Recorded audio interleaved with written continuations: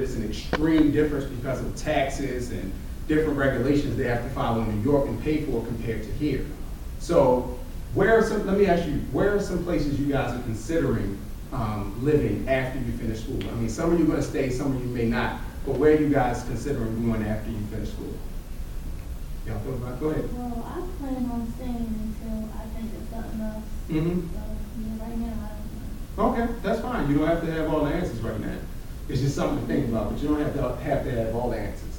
What about any of the other? Do you have anywhere in particular you think you want to go?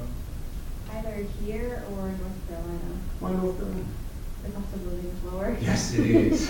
The cost of living is much lower. I actually considered when I was first working, moving to North Carolina, just because my job would not decrease my pay, and my dollars would stretch a lot more in North Carolina. Like I could afford a mansion in North Carolina, and here it's like a 2-bedroom apartment. But nevertheless, I didn't make that move, but I understand those are things you definitely should think about when you're thinking about moving and what you're going to do afterwards. But again, once you think about income and all that, you get into the cost of living, and that's what you're talking about.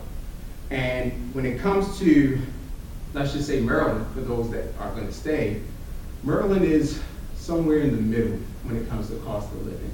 Not the most expensive, not the most inexpensive.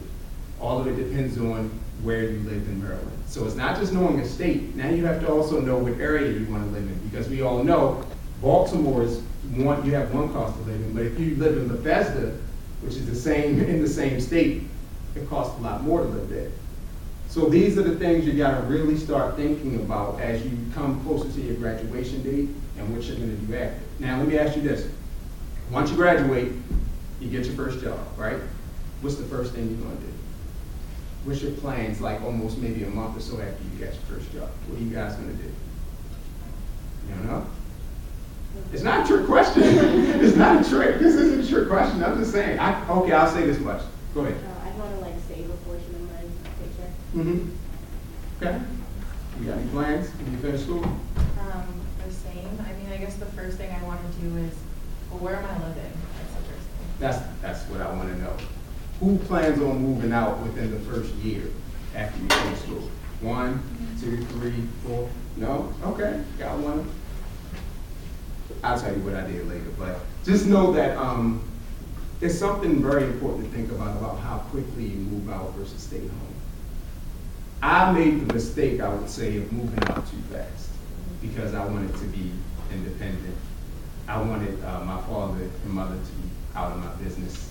You know, I wanted to bring my girlfriend over without having to worry about adult supervision. Or people just getting on my nerves about not washing the dishes the night before and embarrassing me. You know, these are things so I wanted to move out.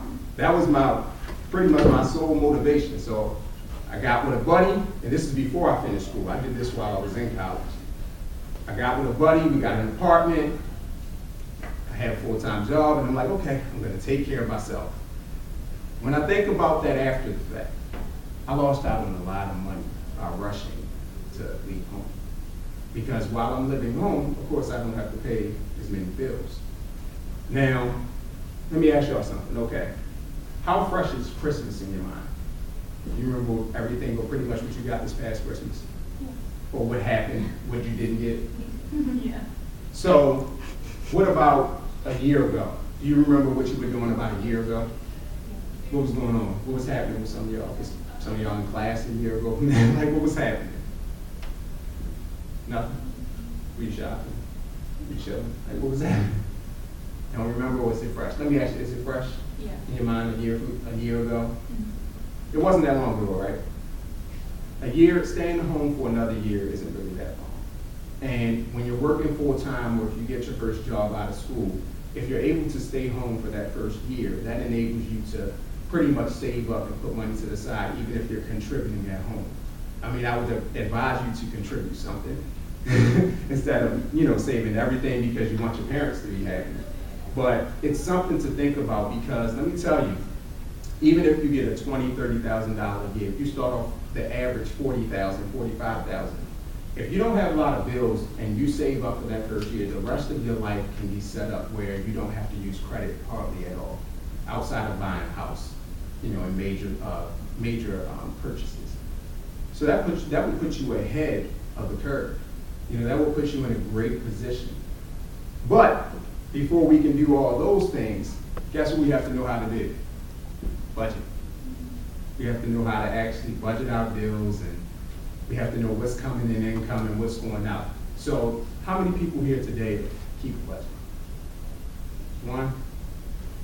Somewhat? Okay, two. Well, I'm gonna get to that too. You don't keep a budget? No? Why don't you keep a budget so far? Is it because you don't have the income coming in, or you just, no, but you gotta get some money somewhere, right? Like you might get money from your parents, from family, just for little things. So if I gave you $20 right now, right? You would know how you're gonna spend that $20, wouldn't you? Yeah. See, instantly, you have a plan. This is like, okay, I'm gonna go get food for this much, I'm gonna use this much for gas. You have a plan in place. It's not written down, but in your mind, you're already saying where the money's gonna go. So what we have to do, and what you have to really make, practice often, is budgeting. It's not gonna be fun. It's certainly not something that has to take that much time, but if we lose track of what we're doing with our money, that's when a lot of us and a lot of people I've spoken to, we run into credit problems and money problems. That's where it starts. Now, has anyone ever talked to you guys about budgeting? Like formally going over a budget? No? Not in school? Nothing? My dad, does that count? Yeah, did that count? Say somebody talk to you, that's fine. But oftentimes, people don't have these discussions, even in school. You might have discussions, you might hear things like, don't waste your money on this, or don't spend money on that, general conversation and general topics. But quite often I find that a lot of us never truly learn how to budget. So we're gonna go over a little bit of that today. I believe in our handouts, we have a cash course. It says Budgeting for Life After College worksheet. And under expenses, the first thing you see on this sheet, it says what? Pay yourself first. What does that mean? Pay yourself first. I mean, I see the words, but what does that mean to you when you see that? Pay yourself first. You know what that means, or what does it mean to you? I guess like put money away, like aside. Mm-hmm. Yeah. Well, that's correct. But think of it in this terms. Before you pay any bill, before you give out money to anything else, you should always position yourself to pay yourself. Meaning you've earned the money that you worked hard for. So before it goes out to everybody else, shouldn't you be able to say, I'm gonna get this portion to do what I wanna do with it? And maybe if you can be irresponsible with it, you can save it, but I'm saying that no matter what, it's yours. So when you're doing your budgeting, when you're setting up your expenses, your bills, when you're taking on car payments and different things, always keep in mind that you want to be able to pay yourself first. Because I can tell you right now, 70% of this country are not, of adults in this country are not in position to pay themselves. Most people can't do it. They live paycheck to paycheck. And the reason being is not because someone was, just going around just trying to make bad decisions. It's just that a lot of, things cost. Think about this in order. After you get your student loan, a lot of you are looking for another place to stay. So you're either going to have rent or a mortgage. On top of that, to get to work, a lot of you need a car. Here comes a car payment, unless you have money to buy a car, straight flat out.